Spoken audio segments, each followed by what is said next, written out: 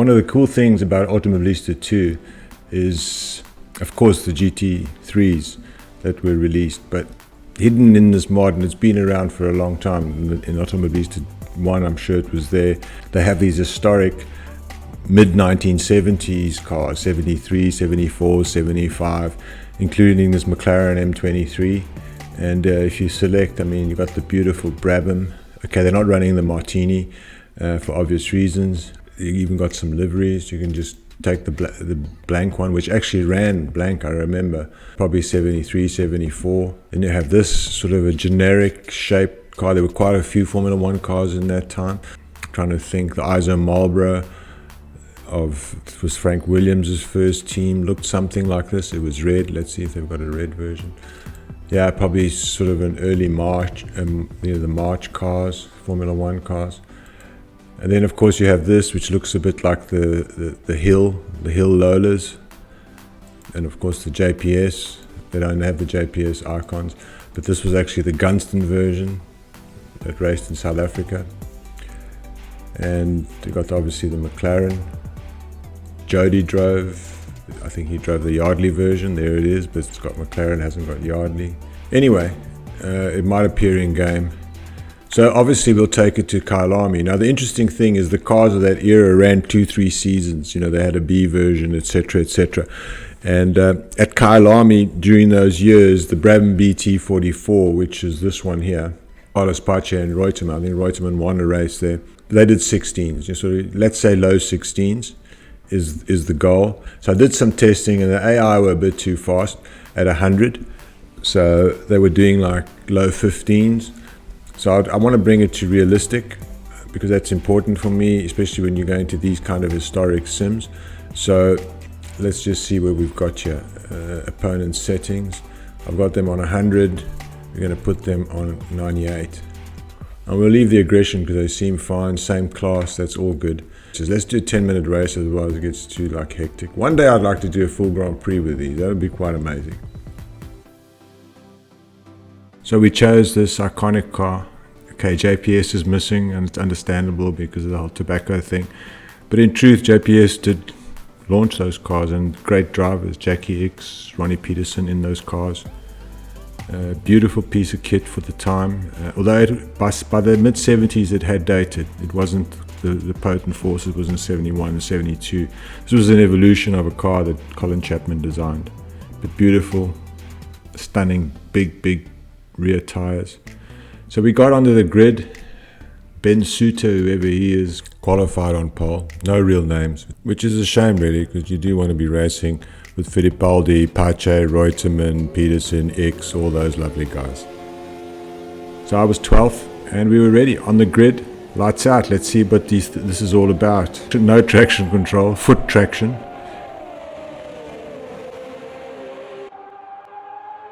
But this is iconic. Look at this, man. Listen to the sound.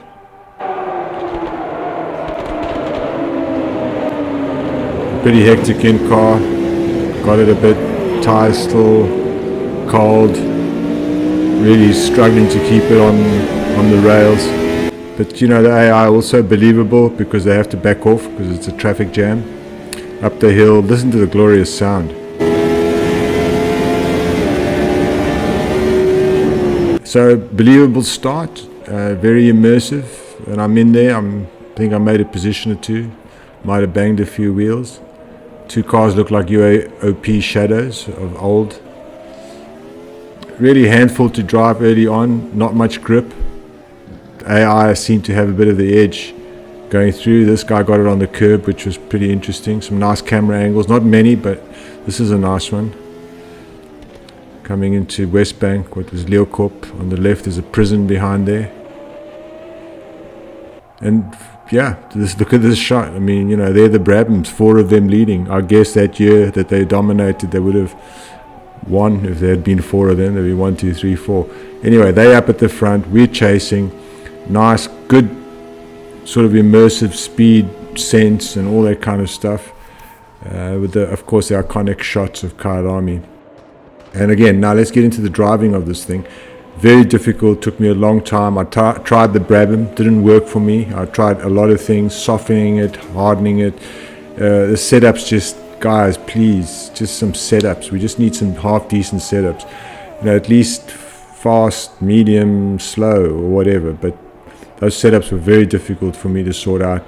I also tried the McLaren, but wasn't going very far. And the Lotus was an immediate fit. I immediately felt quite confident in it, and took me a while to learn to drive it, to be honest with you. These cars are not easy to drive. They're not plug and play. That's why I guess a lot of people get into the game, go straight to the GT3s or the other tin tops, because these cars are a real handful. You've really got to stick at it for at least a couple of hours before you sort of start extracting and finding what really got packed into this. And Reiza have done an amazing job with these cars. On this track, which is super for that era, you really feel them working. You feel the traction braking. It's easy to lose the back end, because brakes, you're super committed and you get it slightly wrong, you overshoot it, and it's not like it's on rails, No ground effects and stuff, but you get really close to the AI. I mean, you can sort of see the valves in those cylinders just going up and down. It's like really super close up. It's really, really nice, and they give it to you. I mean, he's respecting me on the outside. I respect him, but he just keeps hanging. He keeps his foot in there, takes it. Nice dice. I give him some space. Let's see what happens coming out of this. We're side by side, really. And I give him the gap. But like I said, very racy.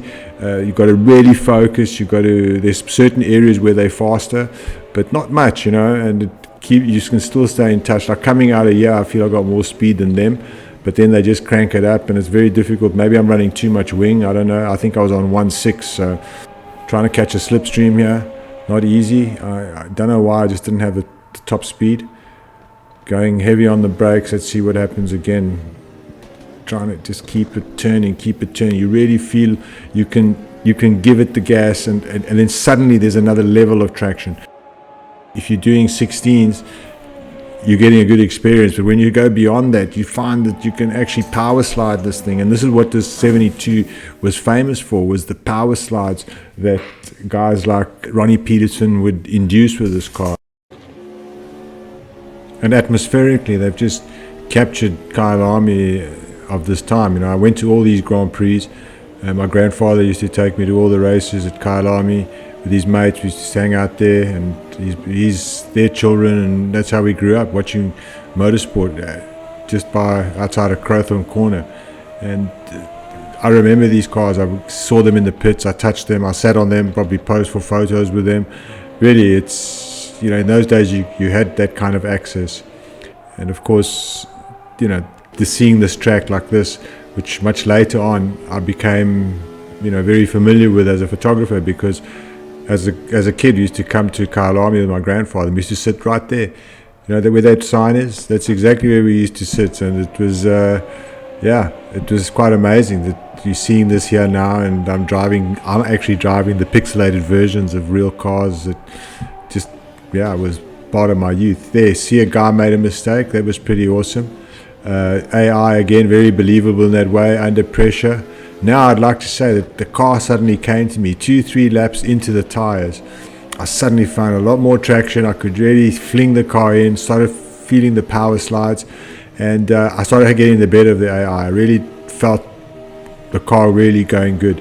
And suddenly the guys up ahead, the Brabhams, they weren't that far ahead from me, So I put my head down and started trying to do some steady laps, which is difficult. It's not like it's any other sim where you can just deliver the laps all the time. You're braking. It's just quite a lot happening. And look, you can even see the suspension struts there. They're moving up and down. Superb. The detail on this is amazing and very believable. The cars are faster by a second or two in sort of my hands. Let's say a second faster than the olden day times. They're faster than the 1975 times. Believably fast. Again, there the AI a bit indecisive, made a mistake. I managed to get through, and again, like I said, I'm getting a lot of pace suddenly, and the AI just don't seem to have an answer, and I started making my way through, and that was nice, because I felt, okay, so maybe I've been cool on my tires, whatever I've done. Dicing with the AI, I think he made a mistake by himself. I don't think I knocked him, but I'm sure Charlie Whiting will have me in there having a chat if I did. But again, very believable AI. It's quite, in terms of even the pace that they say, they're not suddenly very fast or very slow. They're believable, and really my tires have come on. I'm doing better laps. couple of laps later, I'm onto the back of this queue of cars, reeling them in nicely. Beautiful. You can see the mud on the cars. Just awesome attention to detail. So yeah, I felt like I was in a race. Teammate up, car going good. And just you can just see how much more traction I got through here. Guy just was in my line, went around here, got the wheel on the curb, and that was it. You know, kind of lost the back end. Saved it fortunately and carried on, but that was it. You know, very believable. I don't think I was, you know, I shouldn't have gone for that move. So yeah, great. You know, just absolutely great. As you can see, there was quite a catch, and yeah, end of the day, my mistake. But really felt I was in a dice, pulling the guys in. And what can I say about this sim? You know, how relevant is it? Well, look, let's take it in terms of gameplay. This is awesome. You know, if you're into retro, this is going to buy you years and years of amazing stuff, because you got these cars, you got the, you know, the Grand Prix Legends sort of mock cars, which is, so these cars are just, you know, they're brilliant. That era is fantastic. There's aero, there's big tires, there's grip, but you know, can you race this? This is going to have to be a labor of love where guys get together, form a league, because I don't see anyone using these as like online multiplayer arrive and drive. It's a really not an easy sim, but once you get into it, I think you will find there's so much meat. I don't know how many tracks there are. I know that there's Kyalami's an old one. Maybe they got the old Interlagos. So yeah, it ticks every box in terms of immersion, etc., etc. What is there in terms of online activity? Well, leaderboards. That's all there is. And if you see these leaderboards, it's pretty ridiculous. Guys are doing crazy lap times. You see 1 minute 11. It's unrealistic. But guys like me, 1:15, I was happy with that. Puts me 37th on the leaderboard. So that's it. That's the competition I can find. And if you're into hot lapping, it's actually cool. You know, you might not have time to dedicate to this, because this is a type of sim you can dedicate into, and it can almost become a separate entity. It's an entire game within a game if you compare the other content that Automobilista 2 has. So on that level, if Retro Formula 1 is your stuff, this is a very cool thing to explore.